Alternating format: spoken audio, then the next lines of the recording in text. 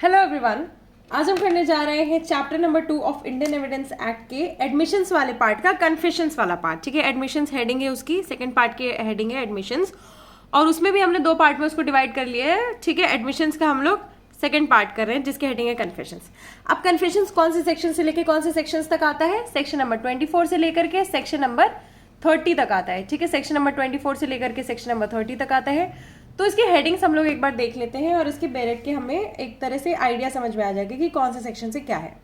तो सबसे पहले आता है सेक्शन नंबर 24। इसकी ट्रिक स्टार्ट करते हैं हम। सेक्शन नंबर 24 इसमें है confessions caused by inducement, threat or promise when irrelevant in criminal proceedings. ठीक है, देखो ये क्या है, कन्फेशन करवा रहे हैं, कैसे करवा रहे हैं? इंड्यूसमेंट से, थ्रेट से, प्रॉमिस से।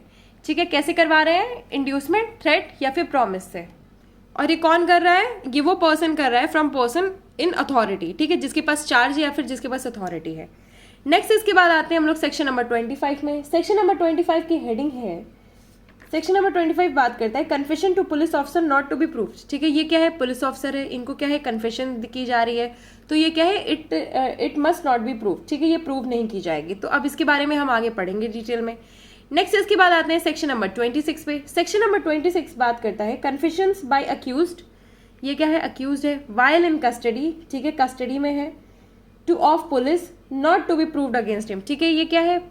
अक्यूज्ड है, ये क्या है? कस्टडी में है, और फिर ये क्या है? It must not be proved against him. ठीक है, अक्यूज के अगेंस्ट जो भी ये कन्फेशन कस्टडी में दे रहा है, यानी कि किसी और के इलाके में, वो ऑब्वियसली शेर तो बन नहीं पाएगा, पिल्ला ही बन जाएगा। तो वो किसी और के इलाके में क्या कर रहा है? कन्फेशन दे रहा है, तो उसको उसके अगेंस्ट प्रूव नहीं की जाएगी। ठीक है, एक्सेप्शन क्या है? Accept in presence of magistrate. Next इसके बाद सेक्शन 27, 28 और 29 एक लय में किए हैं हमने। सबसे पहले आता है सेक्शन नंबर 27। ठीक है, 27 बात करता है how much of information receive from accused may be prove. ठीक है, ऊपर से हमें जितनी भी इन्फॉर्मेशन मिली है वो how much of information may be prove. ठीक है, इसमें दो केस हैं, कलकर्णी कोयट्टम और फिर अग्नु नगेशिया। ये फेमस केस है, अग्नु नगेशिया वाला केस बहुत ज़्यादा फेमस है, इसके बारे में हम डिस्कस करेंगे बाद में। ठीक है, नेक्स्ट इसके बाद आता है सेक्शन नंबर 28। सेक्शन नंबर 28 बात करता है confessions made after removal of impression cause by inducement. अब देखो हमने ये ग्रीन लाइन बनाई है, कहाँ से बनाई है? सेक्शन नंबर 24 से बनाई है। 24 में क्या हो रहा है? इंड्यूसमेंट हो रहा है। अब इंड्यूसमेंट जो है इधर क्या हो रहा है? हट रहा है। ठीक है, 24 का इंड्यूसमेंट जो है वो हट रहा है, तो क्या होगा? रिलेवेंट हो जाएंगे फिर वो वाली स्टेटमेंट्स। नेक्स्ट इसके बाद क्या है? Section number 29। सेक्शन नंबर 29 बात करता है confession otherwise relevant not to become irrelevant because of promise of secrecy. यानी कि कन्फेशन जो है जनरली रेलिवेंट है, बट तुम ये नहीं बोल सकते कि उसने बोला मैं किसी से नहीं बताऊंगा। ऐसा कुछ नहीं होता है, किसी से नहीं बताऊंगा वाला कोई मतलब नहीं होता। जो बोलता है ना किसी से नहीं बताऊंगा, वही सबसे ज्यादा बताता है। ठीक है, तो उसी से आप इसको रेलिवेंट ले लो कि हाँ ठीक है, कन्फेशन अगर किसी का आप ऐसे सामने बोल रहे हो, जो बोलेगा मैं किसी को नहीं बताऊंगा, वो बताएगा, और वो कन्फेशन जो है वो रेलिवेंट होंगे। ठीक है, अगर बाकी सारे केसेस में वो रेलिवेंट है। नेक्स्ट इसके बाद आता है सेक्शन नंबर 30, जो कि लास्ट सेक्शन है इसका। इसमें है consideration of proofed confession affecting person making it and others jointly under trial for same offence. इसमें क्या कंसिडरेशन है of proofed confession affecting person making it, जो मेक कर रहा है, प्रूफ्ड कन्फेशन से रिलेटेड है। देखो ये ठीक है, जो कन्फेशन मेक कर रहा है उसको अफेक्ट कर रही है, and others jointly under trial. ठीक है, सेम ऑफेंस के लिए एक इंसान ने कन्फेस किया और दूसरा इंसान क्या है, उसको भी ज्वाइंट ट्रायल है, तो उसके लिए प्रूफ वगैरह से रिलेटेड है। अब हम चलते हैं इसके बैरेट के प्रोविजंस पे। तो कन्फेशन में सबसे पहले आता है सेक्शन नंबर 24। ठीक है, 24 confession caused by inducement, threat or promise when irrelevant in criminal proceedings. ठीक है, अब इसमें क्या, a confession made by an accused person is irrelevant. जो भी अक्यूज्ड पर्सन कन्फेशन करेगा वो इररिलेवेंट होगी क्रिमिनल प्रोसीडिंग में। ठीक है, क्रिमिनल प्रोसीडिंग में if the making of the confession appears to the court to have been caused by inducement, threat, promise. ठीक है, कोर्ट को अगर कहीं से भी अपीयर होता है या कहीं से भी भनक भी लग जाती है तो वो इररिलेवेंट हो जाएगी।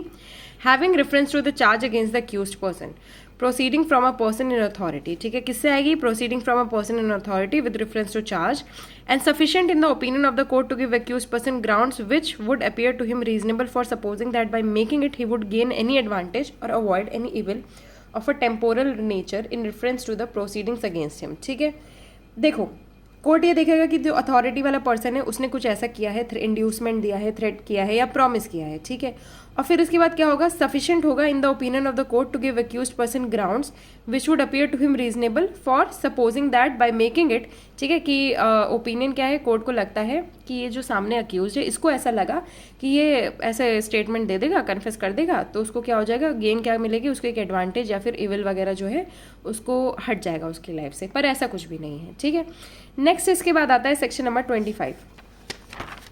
सेक्शन नंबर 25 बात करते हैं confession to police officer not to be proved. अब देखो ये जो कन्फेशन है पुलिस ऑफिसर के लिए वो जो है it is not to be proved. देखो, no confession made to police officer shall be proved as against a person accused of any offence. ठीक है, कोई भी स्टेटमेंट जो है प्रूव नहीं की जाएगी। ठीक है, नेक्स्ट इसके बाद अब देखो इसमें एक केस आ जाता है Agnu Nagesia versus state of Bihar. ठीक है, अब इसमें ये क्या है, अक्यूज होना इज वेरी मच इंपॉर्टेंट। ठीक है, देखो अब इसमें पुलिस ऑफिसर के सामने जो है वो स्टेटमेंट प्रूव नहीं होगी जो अक्यूज ने दी है, तो अक्यूज होना इज वेरी मच इंपॉर्टेंट है। नेक्स्ट इसके बाद आता है section 26, confession by accused while in custody of police not to be proved against him. ठीक है, ऊपर क्या है, confession to police not to be proved, इसमें क्या, confession by accused while in custody of police not to be proved against him। ठीक है, इसमें भी यही है, no confession made by any person while he is in the custody of police officer unless it be made in the immediate presence of magistrate। Exception क्या है, मैंने आपको वहां पे भी बताया था ट्रिक्स पे, एक्सेप्शन है मजिस्ट्रेट, जनरली क्या है नहीं प्रूव हो गई। एक्सप्लेनेशन क्या है, in this section magistrate does not include the head of a village discharging magistrate function in the president. ये सब देखो मजिस्ट्रेट होता है, आपको पता है कौन होता है। अब इसमें ये वाला केस देख लो, अग्नू नगेशिया वाला। इसमें क्या है, if the first information report is given by the accuse to a police officer and amounts to a confessional statement. ठीक है, एफआईआर में उसने कन्फेशनल स्टेटमेंट दी, proof of the confession is prohibited by section 25। क्यों? क्योंकि देखो possibility है that he might not be an accuse but later becomes an accuse. बस इतनी सी बात है कि देखो जो लिखा हुआ है अग्नू नगेशिया वाला जो केस है वो कन्फेशन से रिलेटेड है, बहुत ज्यादा इंपॉर्टेंट है, इसको याद रखना, आपके प्री में आएगा। नेक्स्ट इसके बाद आता है section number 27, how much of information receive from accuse may be proved. कितनी इन्फॉर्मेशन जो अक्यूज से मिली है हमें वो प्रूव होगी। अब हम 27, 28, 29 एक अलग उसमें आ गए, एक अलग बॉक्स में आ गए जो कि हमने ट्रायंगल बना करके किया था। इसमें है provided that when any fact is deposed to as discovered in consequence of the information received from a person accused of any offence in the custody of a police officer, so much of such information whether it amounts to confession or not and relates distinctly to the fact thereby discovered may be proved। तो क्या है इसमें, सबसे पहली चीज fact is disposed, यानी कि उसने कुछ ऐसा बताया। दूसरी चीज डिस्कवर्ड इन कॉन्सिक्वेंस, इसके बाद उसको डिस्कवरी भी कर ली, यानी कि फैक्ट उसने डिस्पोज कर दिया। दूसरी चीज discovered in consequence of the information received from a person, यानी कि उसने बताया हमने चाकू से मारा, हमने चाकू इधर छुपा दिया और फिर वो चाकू वहां से मिल गया। ठीक है, तो वो क्या हो गया, कॉन्सिक्वेंस यानी कि डिस्कवर भी हो गया, तो वो चीज तो ऑब्वियसली प्रूव हो ही गई है ना। Information receive from a person accused of any offence in the custody of police officer. अब उसने ये सब इन्फॉर्मेशन कहाँ दी, पुलिस ऑफिसर की कस्टडी में दी। So much of such information whether it amounts to confession or not at relates distinctly to the fact thereby discovered may be proved। ठीक है, जितना भी रिलेटेड है जैसे भी है उतनी प्रूव हो जाएगी। नेक्स्ट इसके बाद है सेक्शन नंबर 28। सेक्शन नंबर 28 में बात होती है confession made after removal of impression caused by inducement, threat or promise relevant. ठीक है, कन्फेशन तुमने की है, कब की है, जब तुमसे ये सब चीजें रिट्रैक्ट कर ली गई हैं। ठीक है, इसको क्या बोलेंगे, एक तरह से retracted confession. If such a confession as is referred to in section 24 is made after the impression caused by any such inducement, threat or promise has in the opinion of the court been fully removed, it is relevant। ठीक है, heading से ही समझ में आ जाता है कि जब ये सब चीज़ें हट जाएंगी तो रेलिवेंट हो जाएगी। रिट्रैक्टेड कन्फेशन इसी के एम्बिट में है। नेक्स्ट इसके बाद आता है section number 29, confession otherwise relevant not to become irrelevant because of promise of secrecy etcetera. ठीक है, मैंने बताया था आपको वाली बात करके। ठीक है, if such confession is otherwise relevant it does not become irrelevant merely because it was made under promise of secrecy. ठीक है, ये समझ में आ गया। Or in consequence of a deception practised on the accused person for the purpose of obtaining it, यानी कि dissipation क्या हो गया, उसको शराब पिला दी। ठीक है, और व्हेन ही वाज ड्रंक, ये तो वही हो गया। और because it was made in answer two questions. ठीक है, तुमसे सवाल ऐसा पूछ लिया, अरे तुमने मुझसे ऐसा सवाल ही पूछ लिया तो मेरे मुंह से निकल गया, ऐसा कुछ भी नहीं है। which he need not have answered whether may have been to the form of these questions or because he was not warned। ठीक है, कि उसको वार्निंग नहीं मिली, that he was not bound to make such confession and that evidence of it might be given against him। ठीक है, अब देखो अपनी बेवकूफ़ी से तुमने कुछ ऐसा बताया है तो वो तुम्हारे खिलाफ यूज हो सकता है। बस ये जो सेक्शन 29 है ये बेवकूफ़ी वाली बात कर रहा है।